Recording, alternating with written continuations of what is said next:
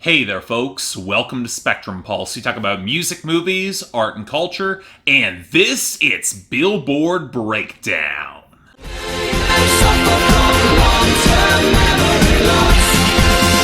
I don't remember. And here I was thinking this week was gonna be easy. Well, okay, all that needs to be put in perspective. We were gonna see the continued fallout of Drake's songs, but what threw me a little bit was how neither Future nor Meek Mill could really sustain much coming out of last week, which led to a healthy crop of new arrivals that probably makes this chart as interesting as it's been in some time.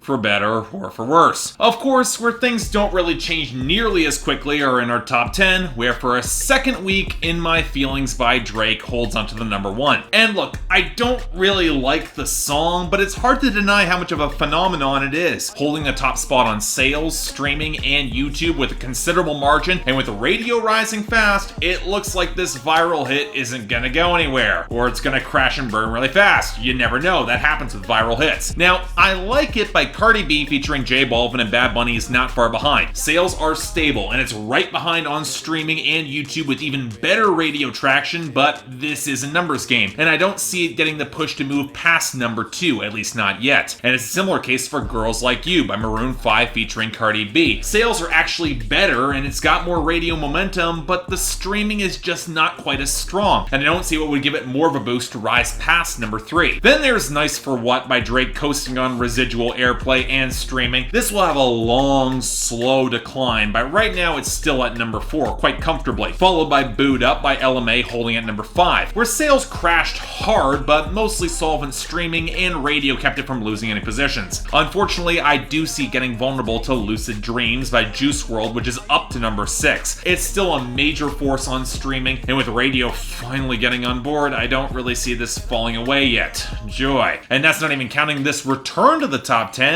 Better Now by Post Malone at number 7. The sales may have slipped, but somehow Post Malone became a safe bet for radio, and it's got serious traction in that space. Just lovely. And that places Ariana Grande in a bit of an awkward place, with No Tears Left to Cry clinging onto number 8, even despite radio slipping, mostly thanks to decent sales and just enough streaming to hold its own. Hell, it held up above Psycho by Post Malone featuring Ty Dolla $ign at number 9, but its radio is in free fall right now, and its sales are even weaker, even despite slightly better streaming. Finally, just clinging on to number 10, we've got God's Plan by Drake, where if it wasn't for streaming and residual airplay, it would be gone, and good riddance. And on the topic of Drake losing, are losers and dropouts. And seriously, the only things falling off the charts that aren't Drake or Future are Chun-Li by Nicki Minaj, who's just been suffering all over the past couple of weeks, and KOD by J. Cole, which wasn't even a single, although it probably shouldn't have been because it was the best song off that album. And the majority of our losers, they were Drake too, so let's start this again right from the bottom. Talk Up with Jay-Z fell to 100, 8 out of 10 dropped to 98. After Dark with Ty Dolla $ign and the Late Static Major fell to 82. Blue Tint faded to 80. Elevate dropped to 67. Can't Take a Joke fell flat to 61. Emotionless drooped down to 58. Mob Ties broke down to 43. And Don't Matter to Me with the late Michael Jackson went to 33. Hell, the only non-Drake drops that went to Future's 31 Days going to 99, and surprisingly, Alone by Halsey featuring Stefflon Don and Big Sean to 86. I honestly thought that song had more traction. But where things get interesting come in our gains and returning entries. And let's start off with the latter category, where there doesn't seem to be a lot of consistency at all. Zombie by Bad Wolves back up to 97. Praise the Lord to Shine by A$AP Rocky and Skepta to 96. Narcos by Migos at 93. And Break Up in the End by Cole Swindle at 91. The last of which kind of makes sense given that he's got an album coming out, but some of our other gains are a lot more scattered. And while I'm not surprised that Jumpsuit by 21 Pilots picked up to 50, radio has been a lot slower to get on board than some of the clique might hope, I am a little bit shocked that Jackie Chan by Tiesto, Dzeko, Preem, and Post Malone surged up to 60, especially given the song tried to say the titular character is Japanese instead of Chinese, or at least that's what I think Post Malone's trying to say. But really, what I see more of in the wake of big streaming hits from Drake falling away are songs with heavier radio or sales picking up some traction, which might be why so much pop country is here, like Take Back Homegirl from Chris Lane featuring Tori Kelly up to 57, or Coming Home by Keith Urban featuring Julia Michaels up to 62, or Hotel Key by Old Dominions up to 70, and Cry Pretty by Carrie Underwood hit 81. At least Luke Bryan tried to get a boost with Sunrise, Sunburn, Sunset to 64, but the surprises aren't over, as it looks like Alessia Cara has got some real traction for Growing Pains up to 65, or how On the Way by Khalid, Ty Dolla $ign, and Black is up to 75 off its return, as is Solo by Clean Bandit featuring Demi Lovato to 66. Then you got Simpiama by Becky G and Nutty Natasha rebounding to 83, and Medicine by Queen Naija up to 78, but the biggest surprise for me came with Don't Go Breaking My Heart by the Backstreet Boys up to 63, because it actually has some radio traction, which is both stunning and a little bit depressing, because I really wish I liked the song a lot more. But now we've got a sizable list of new arrivals, 15 to be precise, so let's get started with number 94, Remind Me to Forget by Kygo featuring Miguel.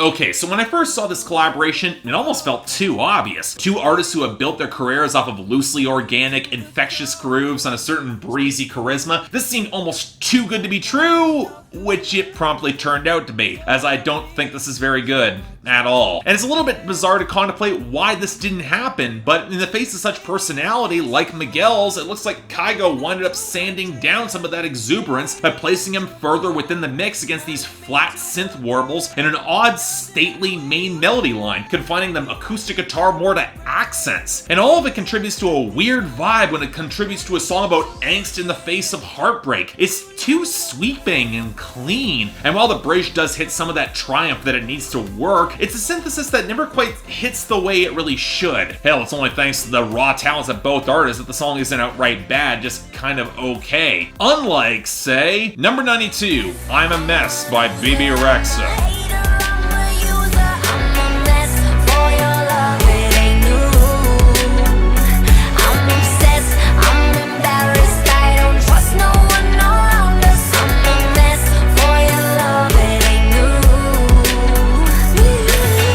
Alright, look, I panned Bebe Rexha's debut for being badly produced, blandly performed, and overloaded with the sort of turgid melodrama that didn't redeem any of it. And if you want Exhibit A and how she can go off the rails, it's I'm a Mess, complete with the video that's trying way too hard, and is undoubtedly the reason that this wound up on the Hot 100 at all. And the song's not good at all. Really wonky mixing and drowning out the guitars and reverb, and not coming close to matching the rickety trap accents or her own cleaner vocal fidelity. All amidst a song which is whipsawing back between overcompensating self-love and a toxic obsession with the crutch that's ultimately bringing her down, unable to nail any sort of consistent tone. If anything, it reminds me of a really sloppy Melanie Martinez ripoff, but at least Martinez didn't double down on a messy interpolation of Meredith Brooks's Bitch that captures none of the edge or the intensity of the original. The only thing that's remotely compelling about this song are the sloppy backing vocals that I could swear were coming from Nate Ruess, but it turns out it's just one of the co-writers doing a Nate Ruess impression, just like how Bebe Rexha does a flailing impression of modern pop stars and can't stick the landing. So,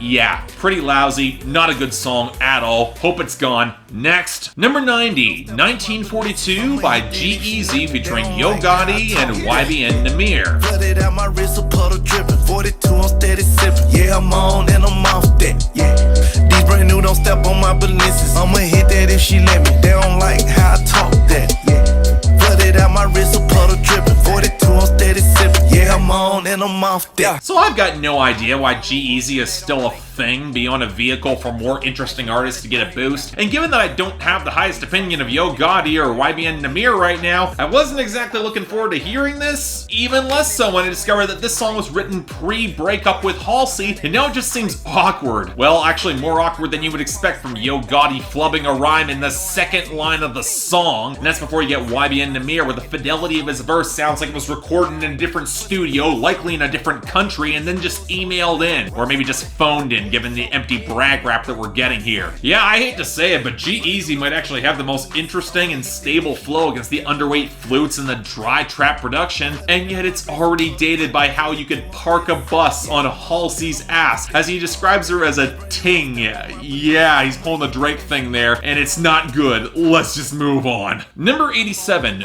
Ocean by TK Kravitz featuring Jacquees. Can I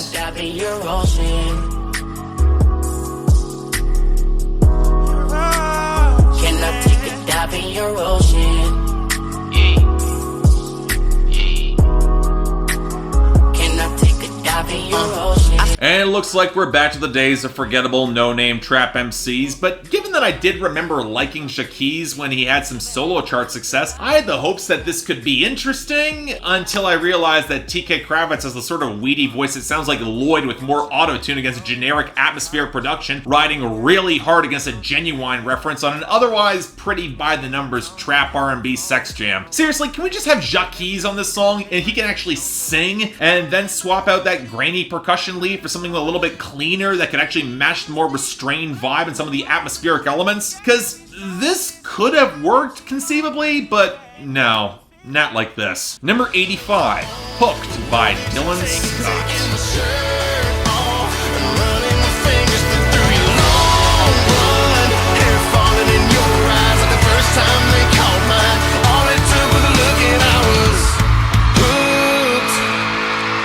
You know, the sooner Nashville realizes that nobody gives two shits about forgettable bro country also-rans, the better off we'll all be. But in the meantime, we got Dylan Scott, the guy who briefly showed up last year because he liked that his girl could rap along to Eminem, and then promptly vanished because he's on Curb Records and will likely wind up mismanaged into the ground. But this is his follow-up single, and look, I've said before that I kind of liked his voice, so I had hopes this could work for him, but instead we're getting the sort of overblown, clunky production that I thought even Joey Moy left in 2014 with Chase Rice. Hand claps are fused into a stuttering blur of guitars, the fake kick drums, all slathered with a fizzy film that kneecaps any sort of banjo or pedal steel that's trying desperately to cut through any of it. And when you pair it with writing that might as well have been imported from 2014 bro country schlock, and a song that can barely clock in 2.5 minutes, yeah, this is even outdated, and bro country, even that's moved beyond this, so yeah. Pass. Next, number 84, Broken by Lovely the Band.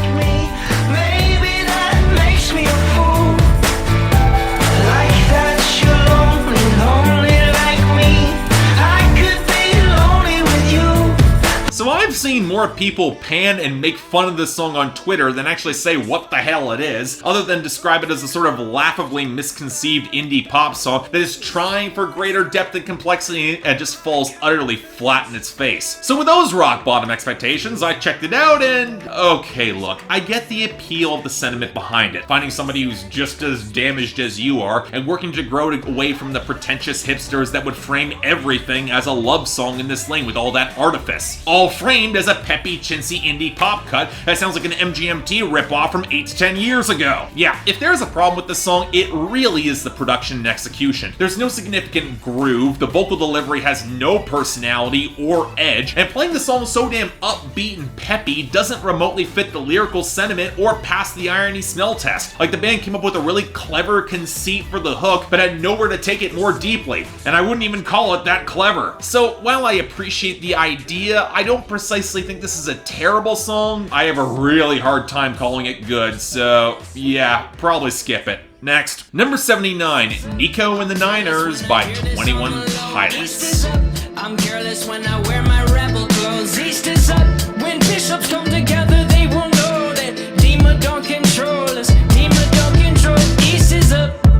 So I will admit I'm a bit surprised to see the other song, 21 Pilots Drop, hit the charts, especially as Jumpsuit was the one that got the video rollout and all the attention, whereas this did not. And yet there's a part of me that actually feels this track might have more of a shot on pop radio than Jumpsuit will. The turgid, bassy reggae progression with the faded guitars midway back, the off-kilter backing tones, the reverse warping tones behind the second verse, the fact that it's a lot less of a rock song. But then you get into the lyrics and look, it's not really much much of a single, is it? With the increased level of oblique references to the internal mythology that 21 Pilots is building for Trench, you have to wonder whether or not the record will have the songs that will fit for radio crossover really at all in the same way that Stressed Out or Ride was, or whether or not they could only be understood in the context of the album. I don't know, I don't really feel this is bad, but it feels like an album deep cut that's shoved to radio rather than a strong single. But when you consider how 21 Pilots' single choices has always been kind of crap, I guess we'll see where it goes. But as it is, not great, but not bad either. Number 73, For Real by Wiz Khalifa featuring Lil Skies. I'm in the field for real. I'm about my check for real. I'm about my respect for real. My diamonds are crystal clear. I'm shining from ear to ear. So now we get the first of 2 Wiz Khalifa songs from his newest project, and I'll admit to being a little bit interested given as Wiz Khalifa has become a better rapper over the past couple years as his popularity has slightly ebbed away. Shame he doesn't really show it off here with all that awkward as hell flow on his verse and a hook where he's doing his best Quavo impression against a lumpy, overweight trap beat with what sounds like a drowned out horn line. And no, I'm not saying the abbreviations for the song title, it's For Real. At least I think that's what he's going for. And even then, if you tack on the auto-tune to everything, it's hard to ignore how Lil Skies just drops only an okay verse and then runs away with the entire damn song. And really, if the name Wiz Khalifa was not attached to this, it'd just be another forgettable trap banger. So let's move on to the other one. Number 72, Hopeless Romantic by Wiz Khalifa featuring Swae Lee. Who knows? I might just do you like beloved, yeah, or make you my numero uno.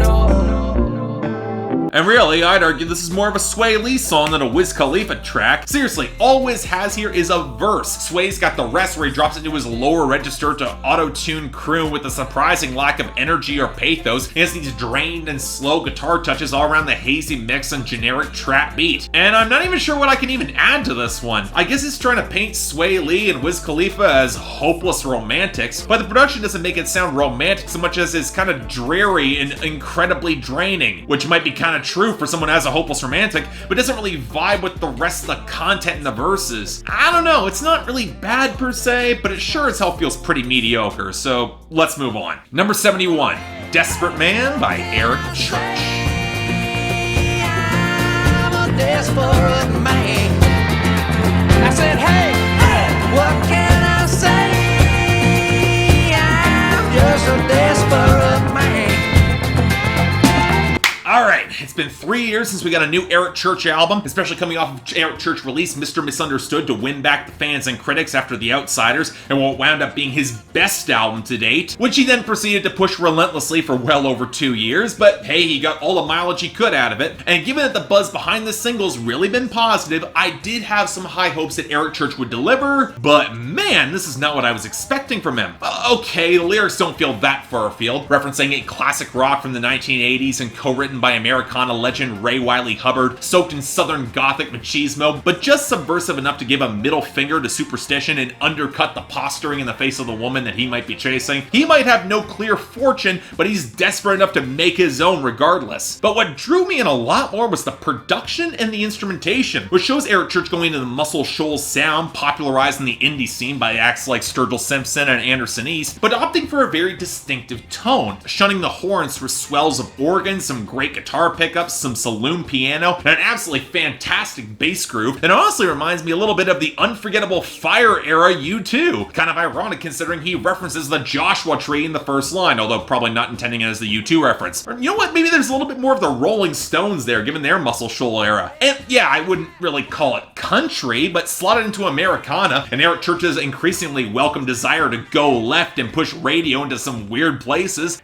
Yeah, I definitely get behind this. Kick-ass tune, definitely recommended. Hope it winds up on rock radio, cause yeah, this could do really well. Number 68, Wasted by Juice WRLD featuring Lil Uzi Vert. I waste all my time when I'm wasted. GTA love, bitches wasted. I'm on these drugs, I feel wasted. Get her off my mind when I'm wasted. I waste all my time when I'm wasted.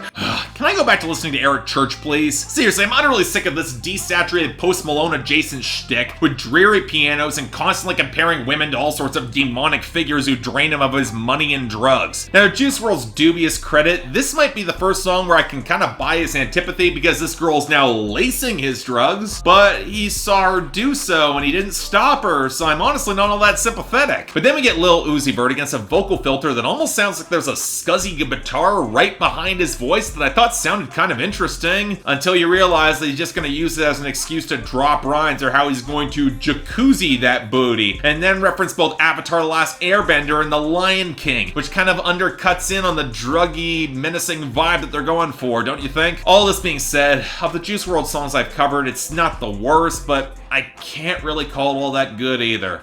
Sorry. Number 56, Eastside by Benny Blanco, Halsey, and Khalid. My love is yours if you're willing to take it. Give me a heart, but I'm gonna break it. So come away, started today, starting a life together in a different place. We know that love is how all these ideas came to be. So baby, run away with me. So I've never understood why Benny Blanco gets lead artist credits under his own name. At least Calvin Harris had to develop a personality as a producer before that happened, but Benny Blanco's never been all that impressive for all the years I've covered him, especially when Halsey and Khalid would be the much bigger draws for this song. And even then, Benny Blanco's not the only producer on this song. Cashmere Cat's here too. And with the desaturated guitars and minimalist pattering beat, which is really more Cashmere Cat's thing, I'm not all that convinced that the producer is what anybody's caring about on this song. But fine, we got Khalid and Halsey making an auto-tuned reunion song where they try to revive a teenage passion and take the road again from old responsibilities to run away. And am I the only one kind of reminded of Closer, but leaning into the earnest romantic sentiments? Is Halsey ever going to move past that vibe? But honestly, I'm treating it as a compliment because for the most part, I think this is pretty good. I like the groove and vibe, but I'm not sure Khalid and Halsey have a lot of chemistry, and the song seems missing that takeoff moment out of all the hush restraint to really drive it home and get it going. Don't get me wrong, it's actually a pretty good pop song. I do kinda like it, but I get the feeling this should be great, and it's not quite there. Just saying. Number 53, You Say by Lauren Daigle. You say I am yours, and I believe, I believe what you say of me. I believe. So I know what some of you are thinking, that I would be shocked that for the first time in years we got a big Christian song crossing over to the Hot 100, and really I'm not. Hell, I'm surprised more radio stations haven't gotten on board with this, with a cut like this song, and it seems only mostly marginalized that Christian radio is an obvious attempt to placate a more conservative demographic, especially in the face of all the trap debauchery. You'd think they would do that, and yet it hasn't happened. But no, this debut single from Lauren Daigle got the huge sales to impact the Hot 100, playing in gentle, reverb, touch piano ballad territory in a clear attempt to win over the Adele dollars, and then the heavenly strings and the backing vocals come in to accent the really odd gospel flourishes, and we all know exactly what we're getting here. And look, it's pleasant enough. There's not really anything wrong with it, but there's nothing in the lyrics or delivery or the better than average production to make this really resonate for me. And yet, knowing how the pop market eats up self-esteem anthems, even if God is in brackets the entire time between the margins, I would actually put some money on this sticking around if pop radio picks it up. It's not unlistenable, but if I want a song with this title, I'll stick to the one from Dory Freeman. Look it up. It's worth a lot better than this. Number 44, Summertime Magic by Childish Gambino. I love you, do love me, do love me, do love me, but no one else above you. Do love me, do love me, do love me, do love me, do. I need you, do love me, do love me, do love me, do love me, do. Oh. So I'll be blunt. Of all the singles that Childish Gambino could release to follow This Is America, this is not what I was expecting, even if it was intended for tour. But then again, for as much as I like This Is America, it wasn't really reflective of where Childish Gambino has taken his music in recent years, especially opposite projects like Kauai that could have gone for more of a breezier tone. And this, I'm not sure it gets there, to be honest. The wiry synth bounce playing against the breezier sound effects, the underweight lyrics, even Childish Gambino's delivery doesn't seem to have the magnetism or wild joy to play to this sort of steel drums accented tone with all those rattling cascades and shifting vocal layers. It just feels a little stiff, a little forced. Not precisely bad, but oddly flat for a summer vibe. The sort of thing that you think Childish Gambino could nail in his sleep given as much charisma as he brings to the table. But again, not bad, but I wouldn't really call it all that good either. Just saying. And finally, number 11, God Is a Woman by Ariana Grande. I feel it after midnight, a feeling that you can't fight my one. It lingers when we're done. You believe God is a woman.